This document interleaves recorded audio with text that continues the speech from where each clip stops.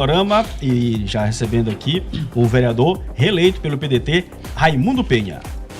Entrevista na Mirante News. Vereador, obrigado por atender nosso convite. Tem muito assunto para a gente bater até as 6h30, mas a gente daqui a pouco começa, né, ou conversa sobre campanha, como foi essa eleição. Porque acompanhando a sessão de hoje, eu vou aproveitar por uma intervenção que o senhor fez, no momento em que, não lembro se foi no momento ou foi logo após o discurso do Otávio Sueiro. Ele falava sobre a questão do projeto de lei que foi aprovado para implantar a forma de pagamento via Pix, né, no transporte coletivo aqui de São Luís. E o senhor falava sobre vários problemas aqui no transporte que a gente debate quase que toda semana, se não todo dia, mas toda semana. Começa a entrevista justamente sobre esse assunto que é importante, já que a gente vai começar em 2025 uma nova legislatura, uma nova gestão com o mesmo prefeito, mas uma nova gestão. O transporte público de São Luís, na sua opinião, é um dos grandes problemas da capital, que teria uma resolução mais fácil e, não sei lá, falta o que? Iniciativa da gestão, da própria Câmara às vezes, para tentar discutir ou rediscutir esse contrato pós-licitação que a gente vê que não é respeitado, mas mesmo assim continua sendo cumprido dessa forma ou se arrastando e prejudicando quem precisa do transporte coletivo aqui de São Luís? Boa tarde. Boa tarde, eu quero agradecer aqui o convite, a oportunidade de, através de vocês, conversar com a cidade de São Luís. Então, boa tarde, João Ricardo, boa tarde, Wallace Brito, boa tarde, Olívio Ricardo e Alessandra Rodrigues. Obrigado pelo convite. João, primeiro dizer que nesse mandato nosso que finda 31 de dezembro, nós escolhemos duas pautas para tratarmos mais incisivamente. Uma delas foi a educação, inclusive estou vindo agora de vistoriar duas escolas no bairro da Liberdade, a UEB Mário Andreasa, que é o antigo estado do Pará, é um prédio cedido pelo governo do estado para a prefeitura, e a UEB Paulo Freire. São escolas que eu venho ao longo desses 4 anos de mandato acompanhando, dialogando com a secretária de Educação, eu vou em loco vistoriar, apresento demandas para a equipe da Secretaria de Educação, retornamos para ver se tem algum avanço. Por exemplo, a UEB Paulo Freire, eu fui mais ou menos há 60 dias e a prefeitura sinalizou que climatizaria, voltei lá, já foi climatizada, falta um ponto que é a ligação de uma, me fugiu agora o nome, a central, aquela que coloca externa, me fugiu agora o nome, que falta, que é por conta da empresa de energia elétrica fazer a ligação. Mas já está funcionando parcialmente as salas de aula com climatização, e na UEB Mário Andreasa são problemas pontuais de ajuste. Por exemplo, lá tem uma quadra que é rente à comunidade e está sendo colocada uma tela de proteção para permitir que os estudantes, é algo simples, mas sem isso os estudantes não podem fazer atividade física, porque na hora que chuta a bola, ela cai no quintal dos vizinhos. Então, estou dando como exemplo. E a pauta do transporte coletivo é uma pauta que vai ser uma das prioridades do meu próximo mandato. Nós temos ao longo deste mandato dialogado, mas não foi a prioridade do mandato, como eu disse, foi educação e infraestrutura urbana, melhoria de infraestrutura. E na parte do transporte, de modo geral, a gente pode ver, eu convoquei o secretário de Trânsito e Transporte para comparecer à Câmara para falar de alguns problemas. Vale dizer, em que pese o secretário, inclusive, ser tratável, após as eleições nós já nos falamos por telefone, mas eu não sinto um projeto claro para a cidade de São Luís. Em quase tudo que se discute de transporte coletivo, você vai ver que nós não tivemos avanço. Os ônibus, eu creio que nós temos menos ônibus com ar-condicionado agora do que há 5 anos atrás, antes da pandemia. Nós ainda estamos discutindo o elevador do ônibus para acessibilidade de um cadeirante. Nós ainda temos ônibus que simplesmente algo que era para ser de rotina, ser feita uma manutenção quando esse ônibus volta para a garagem, porque isso diz respeito à vida, à mobilidade, ao direito das pessoas. Quando você se espanta, um ônibus diz que não está subindo o elevador para um cadeirante poder subir com dignidade naquele ônibus. Você vai para os terminais de integração, e eu pude vistoriar os terminais no meu primeiro mandato, quando eu presidi a Comissão de Mobilidade Urbana na Câmara. Vistoriei os terminais agora no segundo mandato e eu não vejo avanço algum. A gente não entende como algo daquilo que é tão grande, um lugar que passa uma parcela significativa, salvo engano, metade da população passa ali. Você poderia ter diversos serviços agregados naquele local. Você foi recentemente no terminal da Praia Grande para ver como é que está o acompanhamento também em relação a esse trabalho, né, de requalificação? Não fui, Alessandra. Eu fui, respondendo já, entrando aqui mais especificamente na pergunta do João. Eu comentava que eu fiz um projeto de lei, quando eu cheguei na Câmara, eu até digo que é um projeto de lei muito bobo, porque não precisaria de projeto de lei se tivesse bom senso.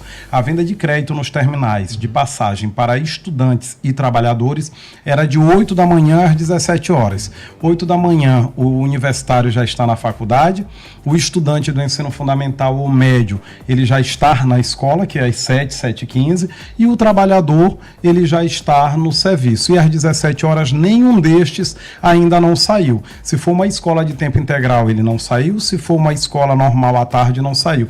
O que acontecia? Muito provavelmente no horário do meio-dia ali, era filas enormes. E detalhe, ele tinha que olha só o que nós estamos falando.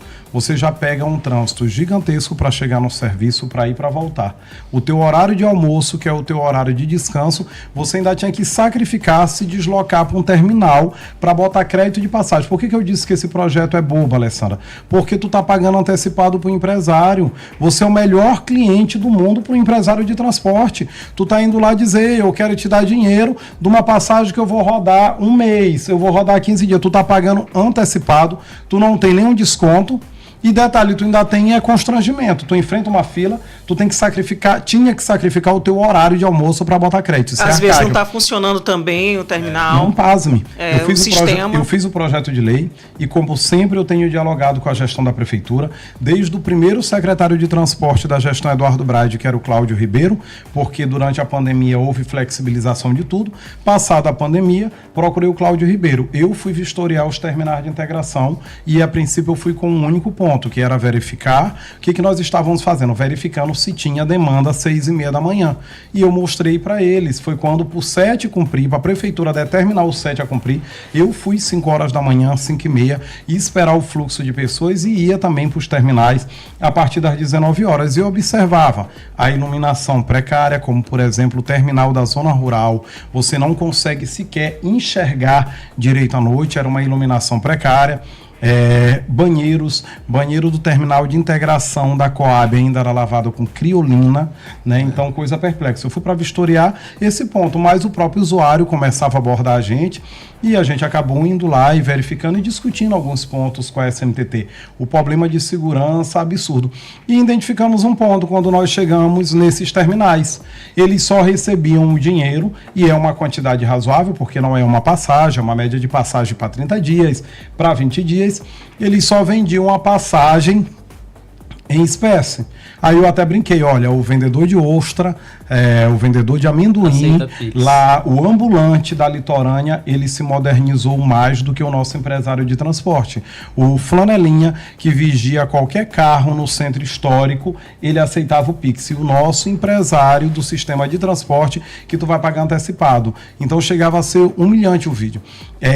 A pessoa foi para comprar o crédito de passagem, ele tinha que sair do terminal, ir numa agência bancária, sacar o dinheiro, voltar pagando uma passagem para botar para pagar 30 dias de passagem antecipada para o empresário. Então me diz, o que mais eu preciso dizer para vocês? Agora, não tem raio-x mais claro e mais simples do sistema de transporte. Eu não estou te falando para ele usar, eu estou te falando para ele pagar antecipado para usar o transporte. Era isso tudo, tu imagina, para ele usar o transporte. Então não preciso fazer um raio-x, não preciso me aprofundar em nada nesse sentido. Eu vou dar como exemplo, eu falei, inclusive mandei ontem uma mensagem ao secretário, foi um dos temas que nós discutimos, uma comunidade chamada Camboa dos Frades, aqui na zona rural, a gente vinha discutindo, 1 quilômetro entrando da BR, o ônibus tem 14 dias que não roda.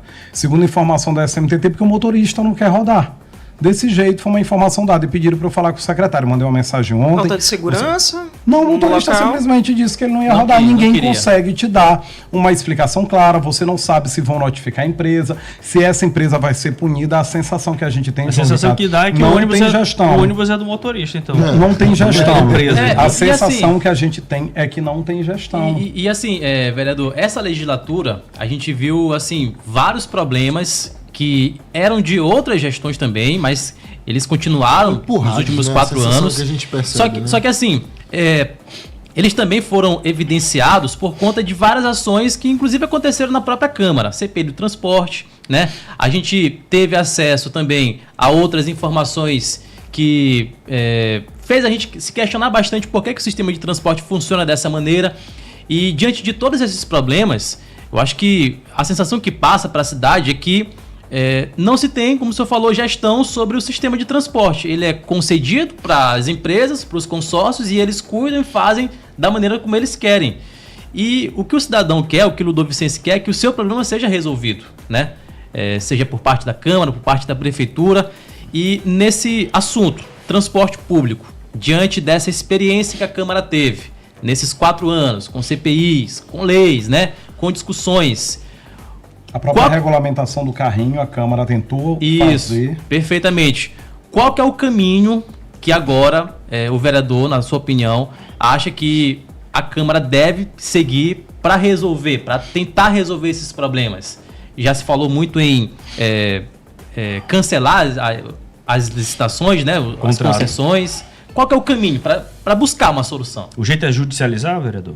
João, o que eu posso te dizer, realmente teve várias tentativas. Eu não participei da CPI do transporte, como eu disse, eu estava focado para a área da educação, fazia parte da comissão de orçamento, deixei no final do ano, faço parte da comissão de direitos humanos e da pessoa idosa, que é uma pauta do meu mandato, e da comissão de educação. E na área do transporte, todas as intervenções que nós entramos, nós não nos limitamos a apresentar um projeto de lei. Acabei de contar para vocês, além de apresentar um projeto de lei ampliando o horário de venda, dialoguei com os secretários, cheguei ao ponto de pedir que ele designasse a equipe deles para irmos até os terminais e garantir essa ampliação. Divulguei, fui vistoriar novamente e começamos a pedir retorno na medida que a população, que também às vezes a gente vai para a zona de conforto, algo funciona, você deixa de fiscalizar, né? É natural do ser humano. Na medida que as pessoas vêm denunciando, a gente cobra a secretaria. E a minha intervenção agora mais recente no transporte público foi o caso das mães e pais de pessoas com deficiências. Foi algo que eu debati muito. Foi uma reclamação que eu recebi dos movimentos de mãe e pai de pessoas com deficiência e é algo pasmo. Também muito bobo. A mãe e o pai de uma criança com deficiência, ela só poderia usar a gratuidade no transporte com a criança com deficiência. Eles recebem o BPC, que é um salário mínimo para sustentar uma casa, eles não podem trabalhar, quem recebe o BPC não pode exercer atividade remunerada, não pode ter inclusive MEI. E com isso, tu imagina sustentar uma criança com deficiência e a própria mãe com um salário mínimo. Às vezes essa criança usa uma medicação específica, uma alimentação específica, enfim.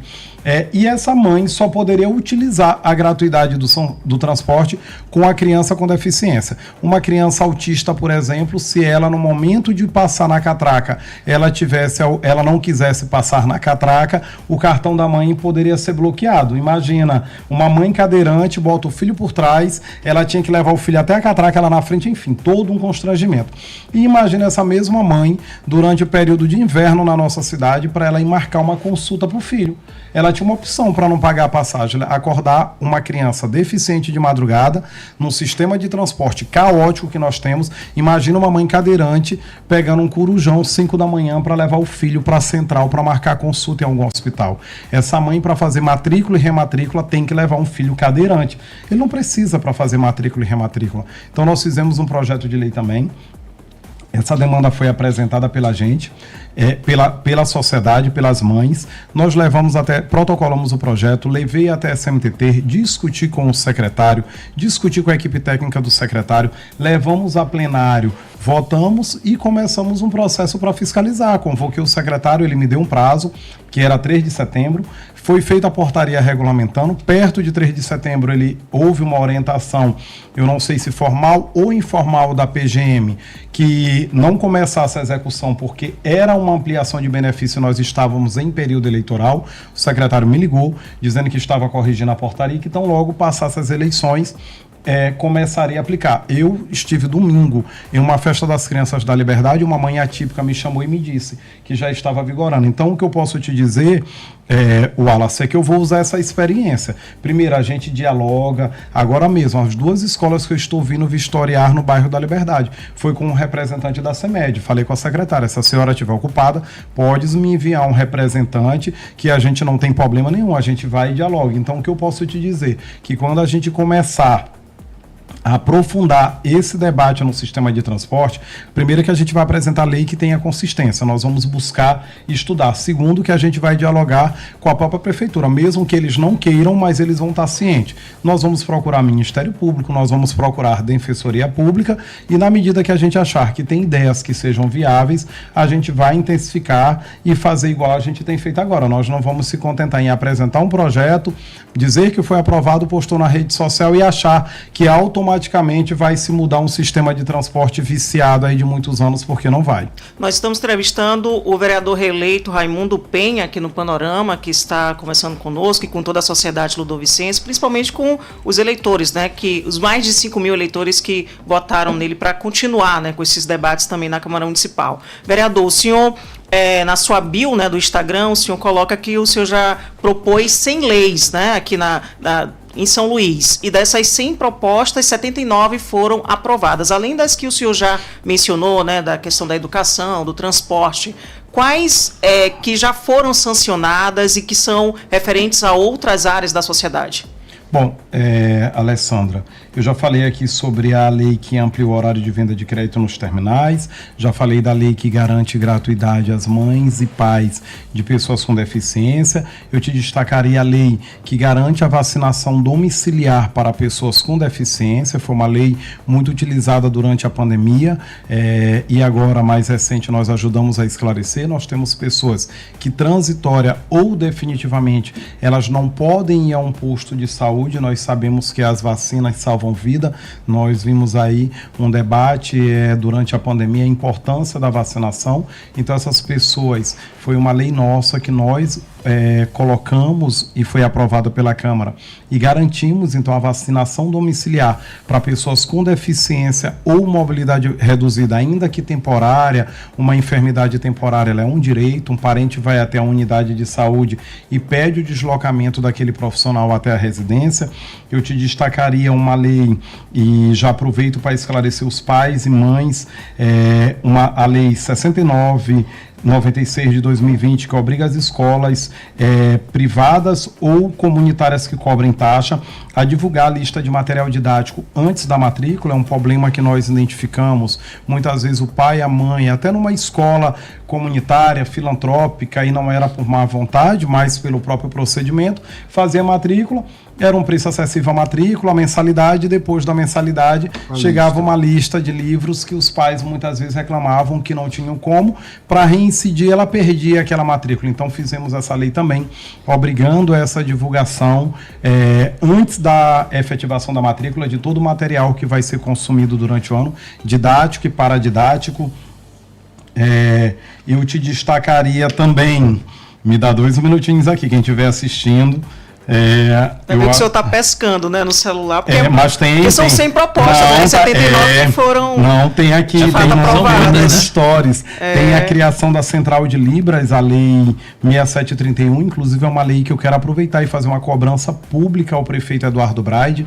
Essa lei chegou a ser efetivada pelo antigo secretário da pessoa com deficiência, o Carlivan Braga. Eu quero destacar a importância, a Central de Intérprete de Libras, ele é um serviço fundamental. Você imagina uma pessoa surda, ela sendo atropelada e ela chegando numa unidade de saúde, se ninguém ali tiver domínio da língua brasileira de sinais. Uma pessoa surda que precisa ir ao banco, ela fazer um cadastro ou um recadastro, que precisa ir numa consulta e às vezes naquela consulta você não tem um profissional que entenda. Então, como funcionava essa intérprete, essa central?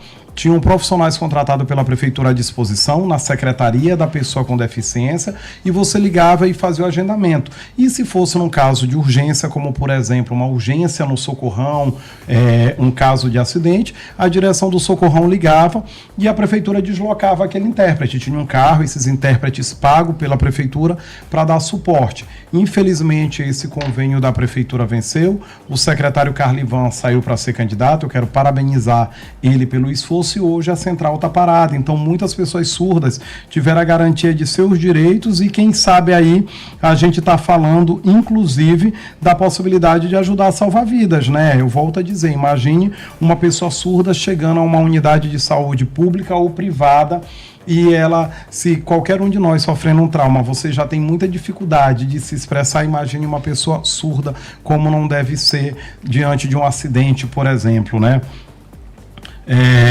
Falei da vacinação domiciliar, tem a facilitação da realização da prova de vidas para aposentados do município, é outra discussão que começou também no pós-pandemia. O ministro da Previdência do meu partido, Carlos Lupe, vi que uma das primeiras medidas que ele tomou quando chegou no ministério foi unificar a prova de vida. Nós temos a prova de vida, nós temos o censo e praticamente a pessoa tinha que se humilhar para dizer que estava viva. E eu, a partir do momento que o ministério se posicionou, comecei a ver o poder público, ele praticamente tem cadastro de quase tudo na tua vida. Ontem mesmo eu fui atualizar o meu RG. Quando eu fui atualizar o meu RG, ali eu já estou provando que eu estou vivo, porque não se faz RG de uma pessoa morta. Então faltava só os órgãos públicos conversarem. A própria vacinação, você se vacina onde? Na rede municipal de saúde. Na hora que uma pessoa vai se vacinar em uma unidade de saúde, basta a unidade de saúde comunicar ao IPAM de que aquela pessoa se vacinou e ali está uma prova de vida. Não precisa tirar todo mundo de casa, né? Então foi um projeto também que a gente fez e que eu espero que o poder público coloque para funcionar. A gente tem dialogado com a prefeitura nesse sentido, né? Tem um projeto que é uma discussão que nós iniciamos a nível de Brasil, que proíbe a cobrança de taxa de religação de água e luz. Esse é um debate que nós vamos retomar. Esse é um projeto que foi questionado no STF pelas companhias de água e de esgoto. E olha que a população sofre, né? Paga a conta, mas não tem água, por exemplo, na torneira, ainda tem isso. Pois é, e tu imagina, Alessandra, tu ficou desempregado, tu atrasou a tua conta de luz, eles vão lá e cortam. Para restabelecer, tu tem que pagar o que tu devia, que tu já estava com dificuldade. Só que tu já tinha dificuldade de pagar o que tu consumiu. Aí agora, para te voltar a restabelecer, tu vai ter que pagar mais uma taxa. Se tu já estava com dificuldade de pagar o que tu consumiu, imagina algo extra. E fora que é descabido. Você percebe que essa taxa de religação ela só existe nos serviços básicos que dependem de concessão e tem monopólio.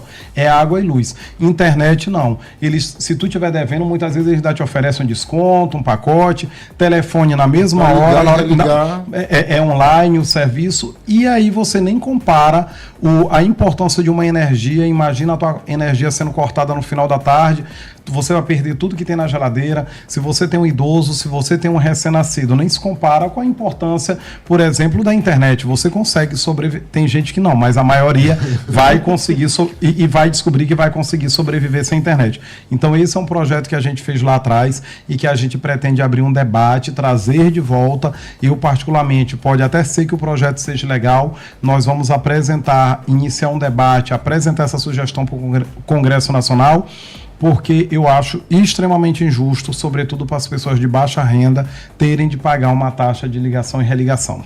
São agora 5 horas mais 57 minutos, Panorama entrevista hoje o vereador de São Luís, Raimundo Penha. Vereador, a gente vai já para o intervalo, mas para a gente arrematar esse assunto, transporte público, que tem vários, né, temas para serem debatidos, a gente já conversou com outros vereadores sobre esse assunto. O senhor acredita que ainda esse ano de 2025, essa questão do passe livre passa na Câmara?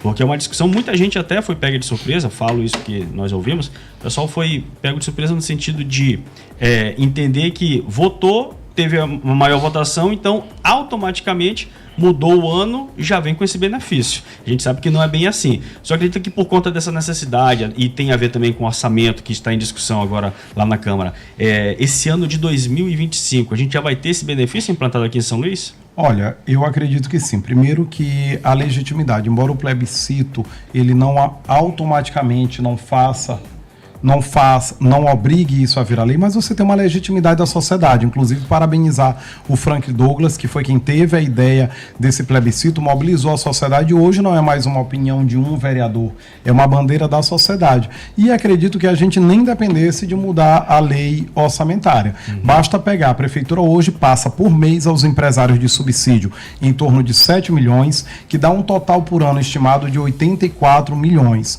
Eu acredito que esse valor seja suficiente para a prefeitura apenas mudar a forma de conceder o subsídio para os empresários, já passa muito dinheiro, então pode usar esse recurso para custear o passe livre e a passagem dos estudantes, começando pelos estudantes da rede pública de ensino. É um assunto interessante e eu acredito que vai tomar conta, né, de boa parte da pauta da Câmara. Nós já temos um financiamento público do poder público, uma transferência de recursos do poder público para a classe empresarial.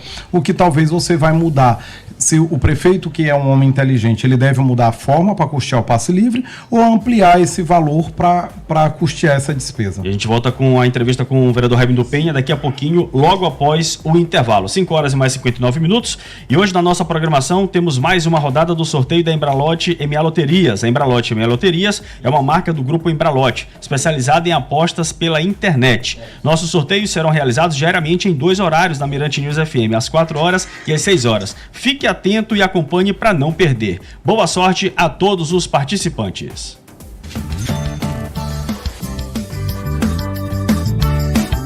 Vem! Boa noite, meu Maranhão querido. Agora são 18 horas na Grande São Luís. Para você, mais uma extração Lotema ao vivo, diretamente da loja da Embralote, aqui na Rua Grande. E as bolinhas já estão aqui numeradas de 0 a 9, do primeiro ao 5º prêmio. A Andressa vai colocar na sorteadora e em seguida nós vamos dar início ao sorteio desta noite. Estamos ao vivo, hoje é dia 23 de outubro de 2024, com a nossa querida Loteria Popular do Estado do Maranhão. Estamos ao vivo também, gente, pelo Instagram do Imirante, pela rádio Mirante News e também pelas redes sociais da Embralote. Vamos começar o sorteio? Vamos lá? Sorteadora ligou?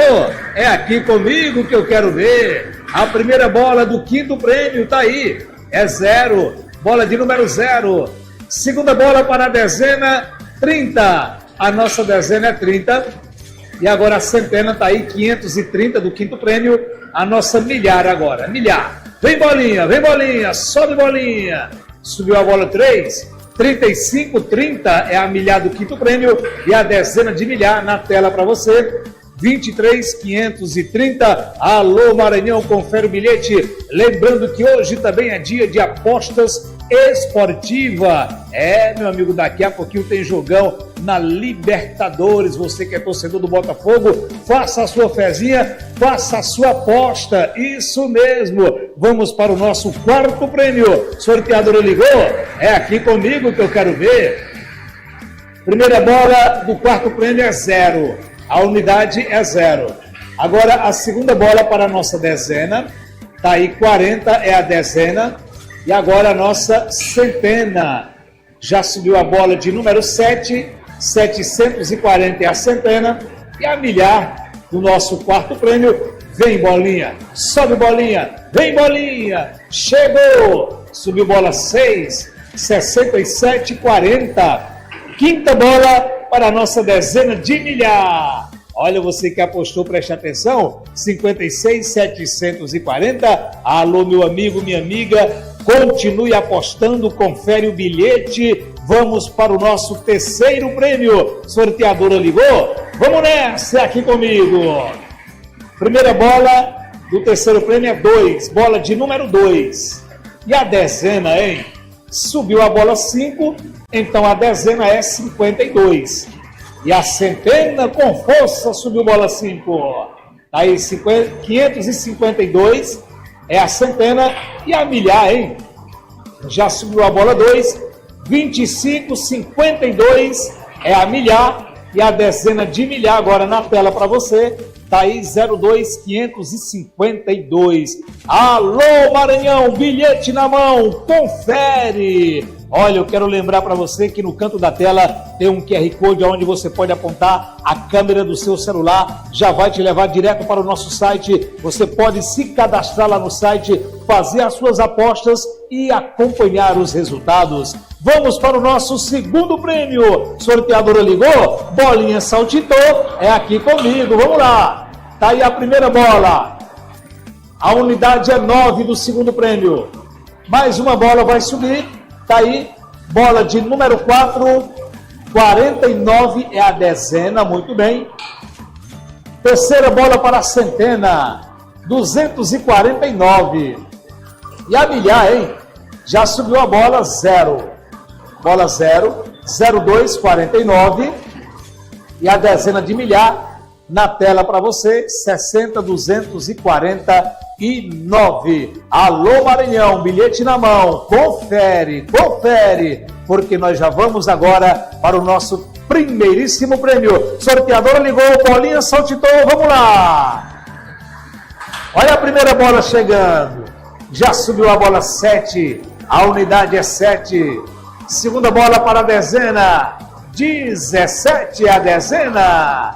Terceira bola para a nossa centena, 517 a centena. E a milhar, hein? Vem bolinha, sobe bolinha. Tá aí na tela para você, 45,17 é a milhar. E agora a dezena de milhar, já subiu aí a bola de número 9, 45,17. Confere o bilhete, boa sorte. Lembrando que quando você aposta com a Embralote, além do jogo ser legal, você está ajudando a todo o estado do Maranhão, sabia? Pois é. Gente, agradeço a vocês que estiveram conosco durante todo o dia. Amanhã, a partir de meio-dia, nós voltaremos com mais sorteio Extração no Tema para todo o Maranhão. Boa noite e até lá.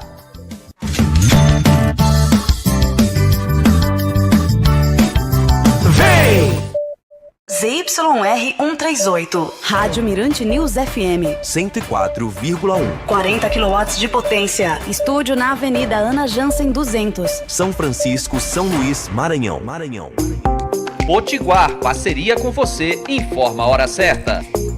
18h06. Alerta de ofertas Potiguar. Fique esperto nesses preços para não perder nada. Porcelanato 60 por 60 polido, R$ 69,90. Tinta H Plus branco 15 litros, R$ 89,90. Filtro com torneira, R$ 139,90. E tem muito mais para a sua casa e a sua obra em até 10 vezes sem juros. Alerta de ofertas Potiguar. Corra antes que acabe. No coração da nossa cidade, existe um lugar onde a educação vai além da sala de aula. No Colégio Santa Teresa, formamos protagonistas, sonhadores, construtores de um futuro melhor. Unindo fé e conhecimento, preparamos nossos alunos para os desafios do amanhã. Matrículas abertas, da educação infantil ao ensino médio. Colégio Santa Teresa, há 130 anos formamos alunos que constroem grandes histórias. Saiba mais no Instagram, @Colégio Santa Teresa SLZ, ou ligue 98404-4267. Fribal, especialistas em carne, informa a temperatura. 28 graus. Tem na Fribal, carne boa, economia, qualidade todo dia, mais sabor aonde tem na Fribal. Ofertas especiais Fribal. Toscana Beluno, R$17,99. Fígado bovino, R$10,99. Salsicha friato, R$8,99. Tem na Fribal. Toscana Beluno, R$17,99. Fígado bovino, R$10,99. Salsicha friato, R$8,99. Tem na Fribal. Panorama na Mirante News FM. Oferecimento Colégio Santa Teresa. Há 130 anos, formamos alunos que constroem grandes histórias. João Ricardo. E toda a bancada do Panorama voltando já nesse terceiro bloco, segunda parte da entrevista com o vereador Raimundo Penha, vereador do PDT. A gente falou principalmente sobre transporte público na primeira parte da entrevista. E agora, vereador, a gente fala também sobre essa caminhada, né? A gente recebeu aqui no Panorama nesses últimos dias alguns vereadores, uns de primeiro mandato, que vão agora assumir a partir de 2025, outros que foram reeleitos assim como o senhor.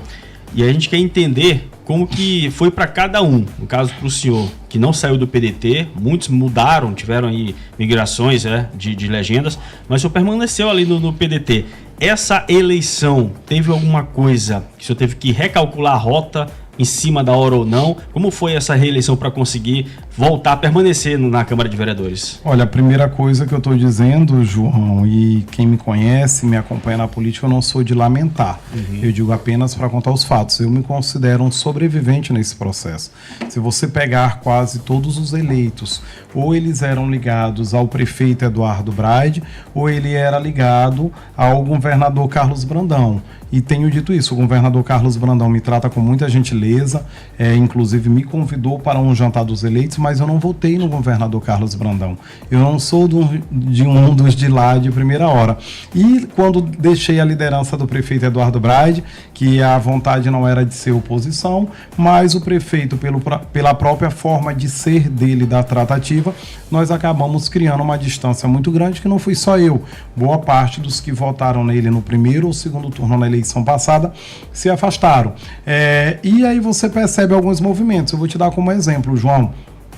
A emenda parlamentar, que é um instrumento de todos, e embora o prefeito se posicione publicamente como um grande republicano, não é bem assim. Eu, por exemplo, eu tive emenda parlamentar na tela desde o mês de abril e que não foram pagas. Eu cito como caso emblemático o Grupo Grita do Anjo da Guarda, que faz aquela tradicional Via Sacra há mais de 40 anos, um espetáculo comunitário. Faz parte do circuito nacional também. É o maior espetáculo comunitário teatral do Brasil. Eles mantêm aquele teatro, você vê teatros da prefeitura fechado, você vê teatros do governo do estado fechado, você vê teatros do governo federal fechado, mas você nunca teve notícia de que aquele teatro comunitário que eles deram para pagar a conta de luz, a conta de água, manter a limpeza, de que aquele teatro fechou, salvo na pandemia, né? Então vou dar como um exemplo, nós destinamos uma emenda para apoiar aquele espetáculo, que é um espetáculo que não é político, não tem nada a ver comigo, eu sou apenas um incentivador e não tinha sido pago. Eu recebi esse ano R$0 de emenda parlamentar. Não foi pago até hoje? Não. E foi quanto essa emenda, vereador? Era de 100 mil para o Grupo Grita, indiquei 114 mil para a UNIT, Universidade Integrada da Terceira Idade, um projeto realizado dentro da Universidade Federal do Maranhão, que atende idosos. O governo do estado é parceiro do projeto, o governo federal é parceiro através da UFMA. Em outros anos eu já tinha indicado, fiz a indicação de 114 mil para reforçar as atividades da UNIT, da qual eu sou padrinho da turma, e esse processo não tinha sequer sido aberto. Eu creio que vai ser aberto agora, porque está chegando ao final do ano, as emendas são impositivas. Mas não estou falando isso, a eleição está superada. No meu primeiro discurso na Câmara, o meu primeiro discurso no comitê, eu parabenizei o prefeito Eduardo Braide, parabenizei os dois colegas bem mais votados, que são os mais votados da história, que é o Douglas Pinto e o vereador Marquinhos. Acredito que a votação que eles tiveram representa as pessoas que acreditaram neles, mas apenas analisando o projeto. Então, 0 emenda parlamentar.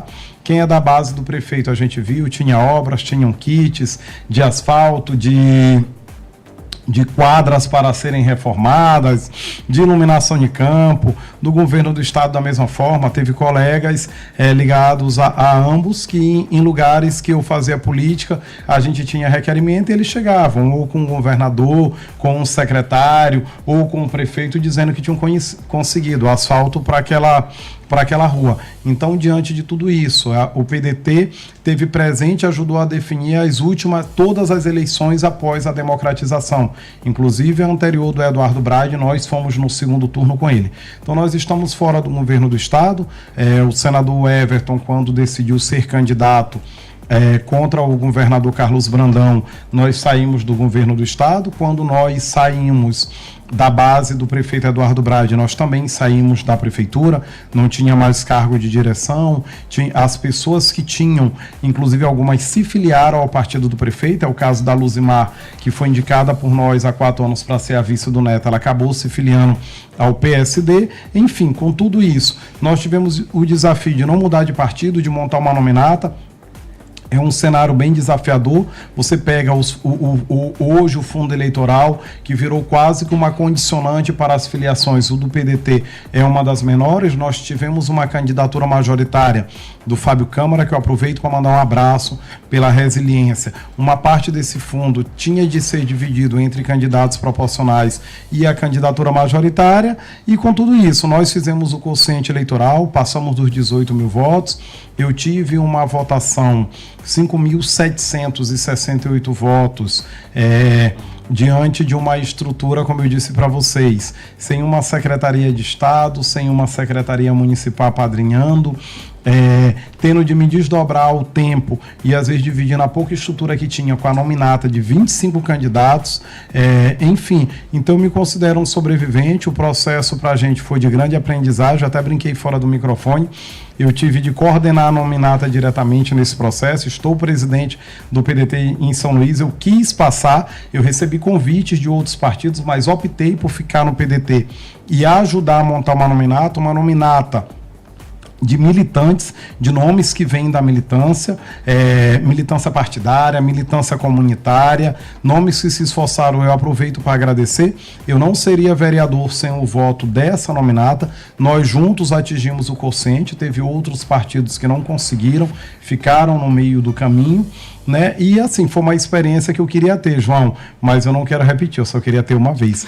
Dolorido coordenar nominata e ser candidato ao mesmo tempo. É um processo dolorido. Ainda nessa questão política, o senhor está abordando essa questão política, eu queria ampliar essa discussão de forma macro, ainda mais pegando um pouco também do gancho da sua experiência. Nós temos visto aí um movimento de um grupo que está sendo construído, né, a partir da reeleição do Eduardo Braide. Ele esteve, por exemplo, em Imperatriz e está apoiando a candidata lá, a Mariana Carvalho. Como é que o senhor tem observado isso? É um outro grupo forte surgindo também no Maranhão? Eu queria a sua opinião em relação a isso. Só corroborando a pergunta da Alessandra logo, te surpreendeu, vereador, a porcentagem da eleição do prefeito? Você ali de perto, olhando de perto, ali acompanhando o dia a dia dos trabalhos, como vereador, porque a gente tem a nossa perspectiva como espectador, mesmo jornalistas, a gente tem como espectador, como participante do processo político. Do processo político. Olha, o vídeo primeiro, o prefeito para mim é alguém que me parece extremamente planejado. Cada fala do prefeito Eduardo Braide, eu apoiei ele na eleição passada, fui líder do governo e sempre vi ele como um homem que, inclusive, a gente percebe quando o Braide está com raiva, porque ele tem falas normais, pontuais, né? E eu sempre soube que ele faz tudo baseado em pesquisa. Cada rua que ele vai, a fala que ele faz ali, ela é milimetricamente planejada. Não muito difícil ser... uma ou outra que foge, não esboça muitas reações. Por exemplo, o prefeito diz que vai governar sem políticos, que não tinha interesse político, que não faz acordo político, que não é verdade. A Carla Lima, a indicação do PSD, o Júnior Vieira Nascenza, a indicação do Republicanos, o Romário, a indicação do deputado Kleber Verde, todos os partidos que apoiaram ele tinham um quinhãozinho na prefeitura, fora outras. Romário da Sendel. Romário da Sendel. O prefeito atravessa hoje de São Luís para Imperatriz para pedir voto num segundo turno lá em Imperatriz. Movimento interessante. Interessante. E aqui você viu o Chaguinhas usar a tribuna e dizer que o prefeito não gravou um vídeo para ele. O que faz o prefeito atravessar Abandonou ele, né? Abandonou a mão dele. Do partido dele, não pôde gravar um vídeo para um candidato a vereador e pôde atravessar para Imperatriz. Ainda borrou a imagem dele lá no Santinho. Segundo Chaguinhas. Segundo Chaguinhas. Nesses 15 dias, o governador do estado tirou tempo para reunir os vereadores de todos os partidos eleitos, convidou para um jantar e parabenizou. O prefeito ainda não teve tempo de fazer, mas teve tempo de Imperatriz. Então, são movimentos que por si só vão falando. Pensando já em 2026. Então, assim, em 26, dizendo que não planeja 2026. Mas o que leva o prefeito a sair de São Luís para Imperatriz e não gasta esse mesmo tempo, por exemplo, para reunir os vereadores de São Luís e dizer, olha, eu quero ouvir vocês, o que realmente precisa ser feito. Então, é porque tem muito claro, a questão sanitária para resolver agora. Seria um momento interessante. É opção política, é política mesmo, e é aquela política dizendo, eu não estou fazendo política, mas eu saio de São Luís no meio da semana para Imperatriz para declarar apoio para uma candidata. Então é política, sim. Esse 70% que ele teve aqui reflete lá em Imperatriz? Dá para ver alguma coisa lá em Imperatriz? Eu não sei se ele foi ajudar a Mariana ou se ele foi já se ajudar, né? Porque eu não sei se ele foi falar para a votação da Mariana ou se ele foi falar com os eleitores da Mariana para se lembrarem que eu estou aqui, né? Então, fica a dúvida, o tempo vai dizer. Agora, é uma movimentação política, sim, não tem nada que explique, eu volto a dizer. O prefeito sair de São Luís para um segundo turno em Imperatriz e, por exemplo, não ter sequer reunido, eu não digo nem os vereadores todos, pelo que me parece, nem os vereadores da base que foram eleitos ainda não tiveram um momento com ele. Então não é falta de tempo, é falta de prioridade. Então, muitos jornalistas mesmo especularam, esse movimento agora do Bride aí, talvez para sinalizar até que vai normatizar os serviços, assim, mas esses pequenos gestos, né, bem interpretados, podem deixar claro também que pouca coisa vai mudar. Eu volto a dizer. Em relação da relação executivo-legislativo. Eu também tenho essa impressão, que pouca coisa vai mudar. A menos que aconteça algum Eu reuni com o secretário de Articulação Política antes de ontem, o Márcio Andrade, liguei, ele me atendeu, muito cortês, e eu falava justamente isso a ele. Eu disse, Márcio, vocês pregaram uma mudança na relação, e aí, esse diálogo não já está sendo tardio? Por exemplo, o prefeito não passou uma mensagem, eu, por exemplo, não recebi, reconhecendo o resultado da eleição e parabenizando, mas eu fiz a ele. Ele não respondeu a sua mensagem? Não, eu não mandei ele, eu fiz na Câmara, na tribuna, publicamente, no meu primeiro discurso, o parabenizando. E aí falei isso, olha, se o prefeito realmente estiver indo para a Imperatriz e não conseguiu durante esse tempo todo dialogar com quem está aqui, me parece que talvez a prioridade dele já não seja mais resolver São Luís, ele já pode estar focado em algo maior, né? E não quer dizer que ele seja candidato, ele de repente quer ter uma participação maior na eleição estadual. 6 horas e 20 minutos, Panorama entrevistou hoje o vereador Raimundo Penha. Vereador, vou colocar aqui o ouvinte na entrevista, tem 3 participações aqui que a gente pegou, né, de várias, e aqui tem até uma bem interessante que é um comentário, mas serve também aqui pra gente colocar na entrevista. Primeiro é o Orlando Martins, do Lira, ele dá boa noite para todo mundo, parabeniza o senhor pela reeleição. E ele fala para o senhor não esquecer da lei de incentivo ao esporte do município. É uma história antiga essa daqui, né? Começou até com um vereador que nem é mais vereador, né? O Sérgio Frota, depois teve uma mudança no Código Tributário e o Orlando falou comigo agora recentemente. Ele, olha, eu que sou Orlando, toda entrevista que tu vai, eu acho que não tem 15 dias, eu não estou recordando onde eu encontrei ele. Então, Orlando, um abraço. Ano passado eu apresentei uma emenda na LDO pedindo que fosse assegurado recursos no orçamento e estamos fazendo novamente, Orlando. Esse é um debate que não está adormecido, inclusive eu acredito que o prefeito fazendo seria um grande ponto positivo para os esportistas da capital, sobretudo de que ele teria mais facilidade, um atleta para viajar, para comprar um kimono, para realizar uma competição pequena. Eu acho que você incentivaria o esporte mesmo lá na base, pelos menores, não por quem tem uma grande estrutura, mas inclusive simplificar para que você possa apoiar não apenas um clube, não apenas uma grande competição por marketing, mas apoiar aquele que realmente mais precisa, que é um atleta na ponta, que muitas vezes precisa de uma passagem e de um kimono. Porque a gente tem a lei de incentivo federal, mas que já está em outro patamar. Sim. E aí vislumbra atletas olímpicos. A estadual, que deve ser melhorada, não é o que deveria ser realizada, e aí a gente sente falta de uma municipal, porque São Luís, proporcionalmente, é que tem ali uma maior demanda, né? Então seria interessante. E fora que a gente, por ser capital, eu acredito que a gente tenha obrigação de ser a referência. Dar um exemplo, né? E dar um exemplo, bom exemplo, fazer coisas que possam inspirar outros municípios. Aqui o ouvinte, o Augusto Carvalho, ali da área do centro, do Diamante. Ele falou o seguinte: vereador, verifique a situação de um terreno que foi parte de um projeto habitacional abortado pela Secretaria de Cidades e Caixa Econômica. Agora está sendo invadido aos poucos. Fica por trás do prédio onde funcionou o Laboratório Central do Maranhão, na rua 23 de novembro, e o prolongamento da Rua dos Afogados no centro. Eu até sei onde é isso aqui. Realmente começou um projeto, pelo menos muraram, e aí depois simplesmente foi abandonado. Exatamente. E aos poucos a gente percebe que pessoas vão tomando conta ali. Então, ele está pedindo ali uma ocupação desordenada. Se você me passasse o contato dele para a gente fazer. Inclusive, o Diamante é um bairro que a gente conhece bem, tem muito carinho e tem muitos problemas. Tem, por exemplo, aquele problema histórico da Quinta do Diamante. Sim, é próximo dali. É próximo. Já teve até estupro de uma colega jornalista. Exatamente, na presença do namorado. Isso. E a gente ali, eu tive lá vistoriando, inclusive, com sucessivos secretários de meio ambiente. Pessoas em situação de rua também, que ficam ali. Usuários dependentes, né? E assim, um espaço tão pequeno, eu acho que uma simples cerca com uma iluminação já melhoraria muito, né? Então eu vou aproveitar, pegar o telefone dele e a gente tentar somar esforço para melhorar essa realidade do bairro do Diamante. Essa área daqui que o senhor está falando, que é até na descida ali da antiga Data Contra, depois foi isso, até a delegacia de homicídios. De homicídios e depois de costume trânsito, também. Costumes.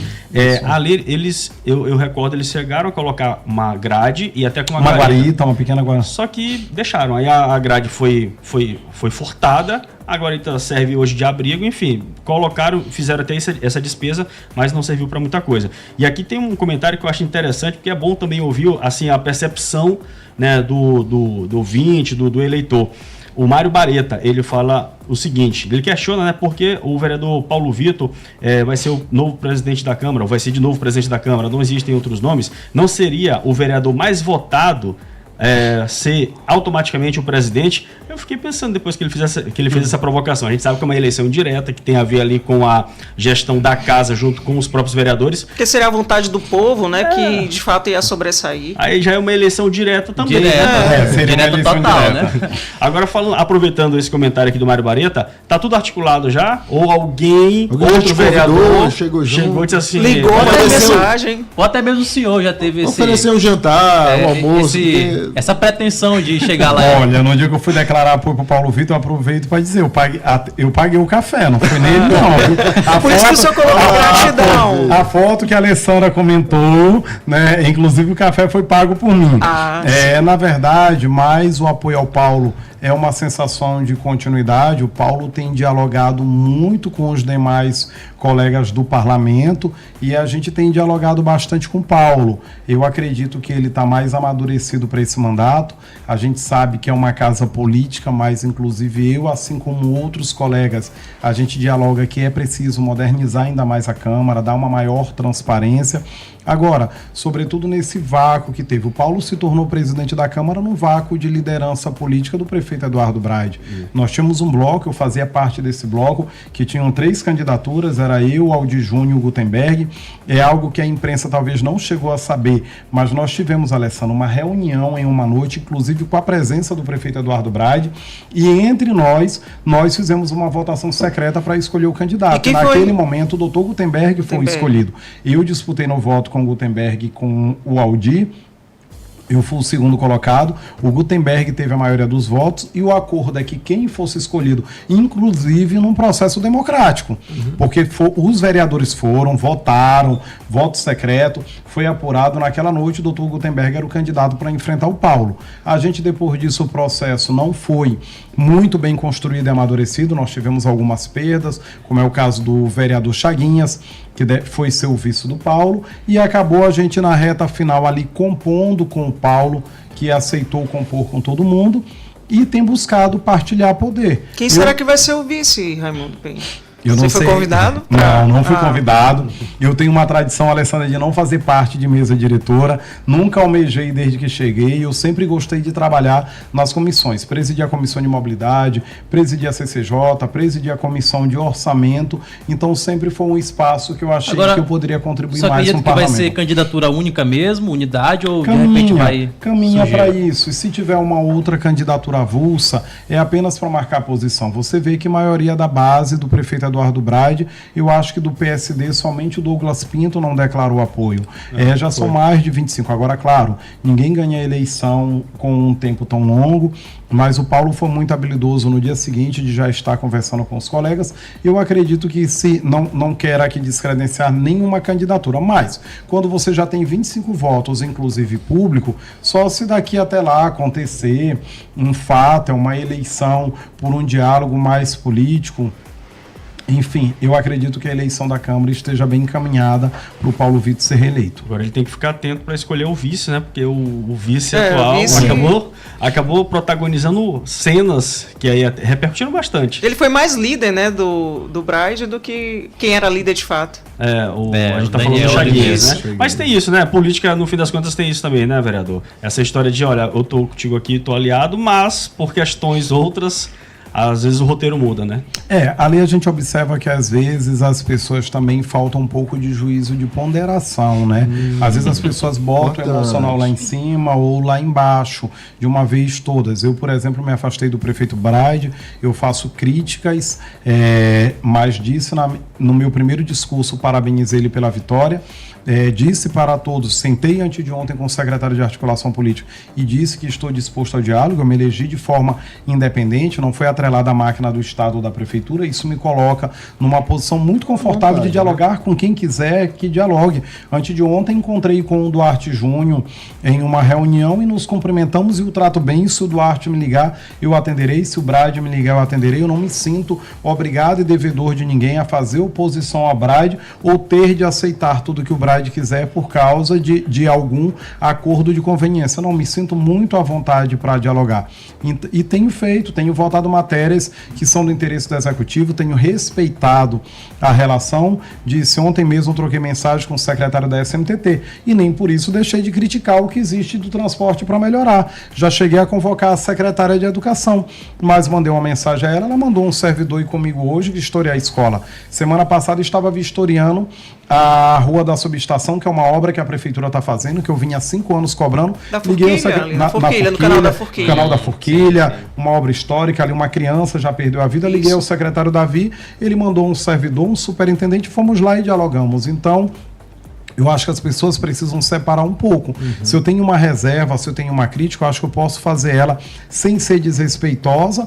E também o fato de estar aliado. Eu era líder do prefeito Eduardo Braide e aqui nessa rádio eu critiquei o secretário de governo por várias vezes. Já critiquei o secretário de articulação política aqui nessa rádio. E no momento que eu dialoguei com ele, estou dizendo, dialoguei e inclusive agradeço por ele ter recebido. Eu era líder de governo e criticava alguns secretários. Eu era líder de governo e assinava a convocação de alguns secretários. Então, eu acho que as pessoas ali, elas vão muito aos extremos e acho que a política hoje não é para isso. Eu acho que a política é para compor os interesses, discutir ideias, mas, sobretudo, construir soluções. Como é que eu vou ficar mal com a secretária de Educação e como é que eu vou conseguir uma melhoria, por exemplo, nas escolas da Liberdade que eu estava vistoriando hoje? Inclusive, a gente tem que botar o interesse de quem a gente representa acima do nosso.